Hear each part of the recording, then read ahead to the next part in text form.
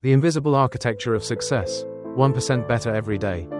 How a team that struggled for 110 years quietly became one of the most dominant forces in modern history. And why focusing only on goals is often the reason people stay stuck in the same place.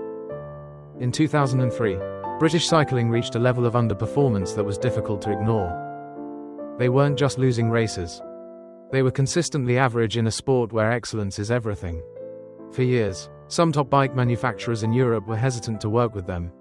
Not because the technology was lacking, but because association with repeated failure carried reputational risk.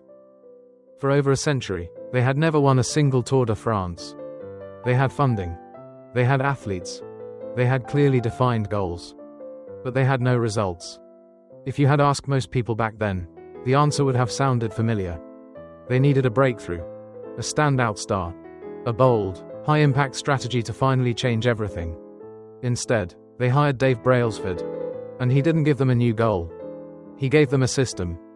Brailsford called it the aggregation of marginal gains. The phrase itself sounded unremarkable, almost like something you'd hear in a corporate meeting and forget 5 minutes later. But the way he applied it was deeply intentional. He didn't just focus on the bikes. He tested different pillows to see which ones helped riders sleep slightly better. He brought in medical guidance to reduce illness during competitions. He examined recovery methods, training environments, and small daily habits. Each change was minor on its own. Together, they reshaped how the team functioned. 5 years later, British cycling didn't just improve. They delivered extraordinary performances at the Beijing Olympics. And soon after, they began winning Tour de France titles with consistency. Not because they wanted it more, but because their system worked better. Here's the part that often makes people uncomfortable. Everyone at the starting line already wanted to win. If goals alone were enough, British cycling wouldn't have spent 110 years falling short. The goal wasn't the problem. The structure underneath it was. You don't rise to the level of your goals. Over time, you tend to settle at the level of your systems. There is a concept that many people misunderstand. And this misunderstanding keeps them stuck for years. It's the idea of plateau of latent potential. The belief that progress is happening beneath the surface, even when results haven't appeared yet. In theory, this idea is correct. But in practice, it's often misused. Because not every period of no visible progress is a plateau of latent potential. Sometimes, what looks like patience is actually a valley of illusion. A place where effort continues, but the system itself isn't improving. Here's the difference. In a true plateau of latent potential, there is feedback. It may be subtle. It may be slow. But something is changing. The system gets slightly smarter. The process becomes a bit more refined. Mistakes lead to adjustments. There is learning. In a valley of illusion, feedback is missing. The same actions are repeated. The same mistakes return. The same outcomes persist. Yet the person tells themselves, I just need more time. I need to be more patient. I need to keep going. What's happening isn't progress. It's a false sense of progress. This is the part few people want to admit. Not all persistence is virtuous. Not all consistency leads somewhere meaningful. If the system is not evolving, continuing to push it harder doesn't help. That's not resilience. That's commitment to a non-functioning system. Imagine watering a dry wooden stake. You can water it every day. You can wait for years. You can believe roots are forming underground. But without the right conditions, nothing grows. Time alone doesn't create results. Feedback does. This is why feedback loops matter more than motivation. A feedback loop tells you what's working and what isn't. Low engagement? The message needs refinement. High clicks but low retention? The opening isn't aligned. No response at all? The system needs redesign, not more effort. Many people avoid feedback because it's uncomfortable. It challenges the story they've been telling themselves. So instead of adjusting the system, they double down on effort. They call it discipline. But often, it's simply a lack of strategic adjustment. True growth isn't about enduring endlessly. It's about responding intelligently. Progress doesn't come from insisting you're right. It comes from listening to what reality is showing you, and adapting. This is where most people make a critical mistake. When progress stalls, they don't examine the system. They increase effort.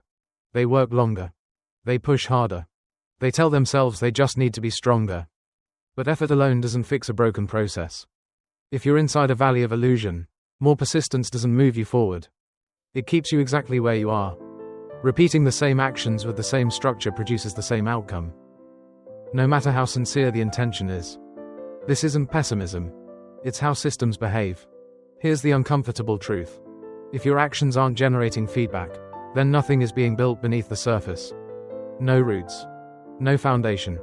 No hidden progress. Just motion without direction. That's why, just keep going, can be dangerous advice. People often confuse endurance with effectiveness. They believe suffering is proof they're on the right path. But discomfort alone doesn't validate the direction. Sometimes it only confirms that the system is misaligned. A functional system speaks back to you. It responds. You see small signals. Slight improvement in response. Clearer understanding of what works. Faster correction after mistakes. This is feedback.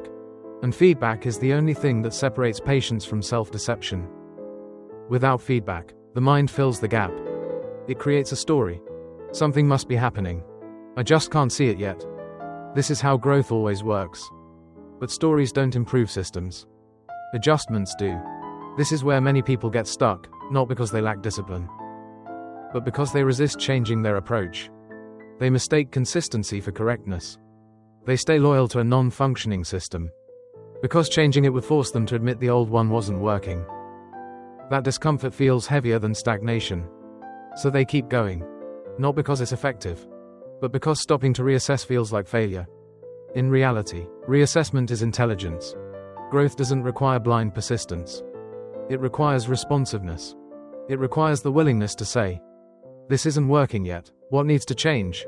That question is the beginning of real progress. Here's a truth that rarely gets talked about honestly. Your willpower is limited. It runs out. And it usually disappears at the exact moment you need it most. We tend to admire people with extreme discipline. The ones who wake up early, work long hours, and never seem to lose focus. We assume they're stronger, more motivated, more mentally tough. But that assumption is misleading. The people with the best self-control are not the ones constantly resisting temptation. They're the ones who rarely encounter it. They don't rely on willpower. They design their environment. Think about your workspace right now. Your desk. Your phone. The tabs open on your screen. Is this space engineered for clarity? Or is it quietly pulling you toward distraction? Humans are highly responsive to cues. We don't act based on intention alone. We act based on what's visible, convenient, and immediate. If the cues around you encourage distraction, then distraction becomes the default. Not because you're weak, but because the system is working exactly as designed. This is where many people misdiagnose their situation. They believe they're stuck because they lack discipline. In reality, they're operating inside a non-functioning system. And no amount of persistence fixes a system that feeds the wrong signals. This is especially dangerous inside a valley of illusion. Because the effort feels real. The time spent feels heavy. But without a feedback loop, the environment keeps reinforcing habits that lead nowhere. That's how a false sense of progress forms. The solution isn't to fight harder.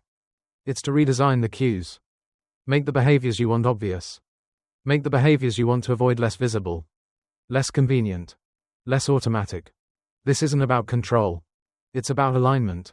When the environment supports the habit no longer requires motivation. It simply happens. This is also why habit stacking works. You don't force a new behavior into empty space. You attach it to something that already exists. An established routine becomes the trigger. The system carries the weight, not your willpower. And there's one environment that matters more than most people want to admit. The social one. Your behavior is constantly shaped by what feels normal in the group around you. If effort is mocked, refinement feels unnecessary. If stagnation is common, progress feels uncomfortable. Trying to grow in the wrong environment doesn't just slow you down. It quietly pulls you back. Not because you're incapable, but because the system around you rewards staying the same. This is why not all persistence is healthy. And why, Kong Fi Siu Kian Tri La Dung.